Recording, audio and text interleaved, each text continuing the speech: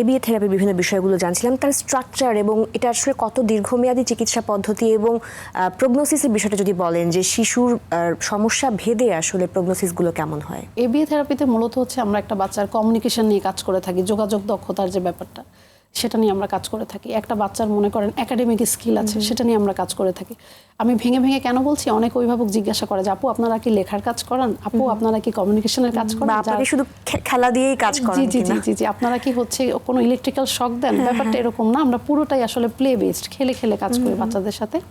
এবং এবিএ থেরাপিতে আমরা হচ্ছে একটা বাচ্চাকে অপেক্ষা করা শেখানো, না সহ্য করা শেখানো। মনে করেন একটা জিনিস আমার পছন্দ হচ্ছে না, পছন্দ না হলে কি হয়, আমি রেগে যাচ্ছি, হাইপার হয়ে যাচ্ছি, তো এই জায়গাটায় একটু এক্সপ্রেসিভ হওয়া শেখানো বাচ্চাকে, যেটা আমার ভালো লাগছে না প্লিজ চেঞ্জ করে দাও, বা প্লিজ আমাকে একটু ওইটা দাও। এইভাবে করে আমরা ম্যানেজমেন্টের মাধ্যমে আপু আমরা একটা বাচ্চাকে ডিস্ট্রেস টলারেন্স যেটা আছে সেটা নিয়েও আপু আমরা কাজ করে থাকি। আচ্ছা, এছাড়াও আপু আমরা এবিএ থেরাপিতে ভিজুয়াল পারফরমেন্সের অনেকগুলো কাজ করে থাকি। যেমন ধরেন বাচ্চার টেবিলের উপরে 10টা ছবি আছে, সো অনেক সময় হয় কি আপু 10টা ছবি থাকলে আমরা বাচ্চাকে যদি একটু ঘুরিয়ে কোয়েশ্চেন করা যে বলো তো কোনটা দিয়ে হচ্ছে আমরা খেলতে পারি, সেটা আমাকে দাও। তো দেখা যায় কি 10টা ছবি, বল আছে, আপেল আছে, সো সবগুলো গোল গোল থাকলে অনেক সময় বাচ্চারা কনফিউজড হয়ে যায়। সো স্ক্যানিং এর কাজটা কি হয়, বাচ্চার মনোযোগটা বাড়ছে, অ্যাটেনশনটা বাড়ছে। আমরা এইভাবে করে আপু কাজ করে থাকি।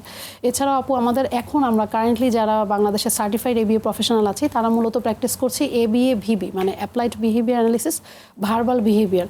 এবং গবেষণায় যেটা দেখা গেছে যে এবিএ ভিবি থেরাপি যেটা আছে আপু, এটা দিলে বাচ্চাদের কমিউনিকেশন সাইডে আপু ব্যাপক ইমপ্রুভমেন্ট আসে। এবং এটা আমি নিজের প্র্যাকটিসেও দেখেছি, যদিও আপু আমাদের সবকিছু মানে রিসোর্স লিমিটেশনের জন্য আমাদের রিসার্চ এখনো করা হয়নি, বাট আমার ক্লিনিক্যাল এক্সপিরিয়েন্সে যেটা আপু আমি দেখেছি সেটা হচ্ছে এবিএ ভিবি ব্যবহারের ফলে বাচ্চাদের স্পোকেন যে ল্যাঙ্গুয়েজ আছে সেটা আপু অনেকাংশে বৃদ্ধি করে। আরেকটা জিনিস আমি অ্যাড করতে চাই, অনেক প্যারেন্টস বলে থাকে যে আপু শুধু এবিএ ভিবি দিলেই কি হবে, ওর কি স্পিচ থেরাপি বা প্রয়োজন নেই? ব্যাপারটা আসলে এরকম না, আমাদের সবাইকে মিলেই কাজ করতে হবে, সমন্বিতভাবে কাজ করতে হবে। এক্স্যাক্টলি সবাই মিলে কাজ করলে একটা পরিবর্তন দেখাতে পারবো, বাচ্চাটা কোয়ালিটি অফ লাইফ লিড করতে পারবে। এই থেরাপিউটিক অ্যাপ্রোচের মধ্যে আসলে পরিবারকে ইনভলভ করা কতটুকু জরুরি? বা আমরা মনে করি অনেক সময় আচ্ছা গেল বাচ্চা থেরাপি নিল, তারপরে হয়তো আমার পার্টে আর কোনো কিছু নাই, তো বাবা মারও তো এখানে একটা ইনক্লুশনের বিষয় আছে, সেটা আপনারা কিভাবে দেখছেন? আপু বাবা মাই মেইন, আমি পার্সোনালি মনে করি বাবা মাই মেইন থেরাপিস্ট। কারণ আপু আমাদের কাছে তো অল্প কিছুক্ষণ থাকছে, প্যারেন্টসের কাছে পুরো টাইম থাকছে। আমরা আমাদের থেরাপি সেন্টারে যেটা করি যে সিসিটিভির অ্যাক্সেস থাকে, ওনারা দেখতে পারেন, এবং সেশন শেষে প্যারেন্টসদের কাছে আমরা ব্রিফ করি। এবং আমাদের সেবা থেরাপি সেন্টারে কিন্তু আমরা হচ্ছে কন্টিনিউয়াসলি আপনার হচ্ছে 40 আওয়ার্সের ট্রেনিং, 270 ঘন্টার ট্রেনিং, সব ধরনের আপনার হচ্ছে আমাদের এবিএ থেরাপির উপরে ট্রেনিং আছে, যেখানে প্যারেন্টসরা চাইলেও জয়েন করতে পারেন। এবং কোনো প্যারেন্টসের মনে করেন যে আমি এগুলো তো একটু থিওরিটিক্যাল, আমি এগুলো বুঝতে পারছি না, আমাকে একটু অন্যভাবে হেল্প দরকার, তাদের যদি মনে হয় আমরা সেক্ষেত্রে প্যারেন্টসদের বলি যে আমাদেরকে ভিডিও করে পাঠান।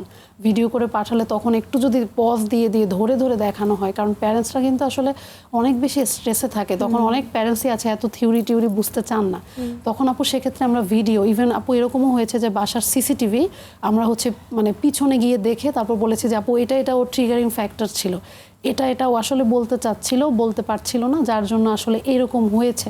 তো আপু আমরা এইভাবে করে মূলত প্যারেন্টসদেরকে সাথে নিয়ে একসাথে কাজ করছি।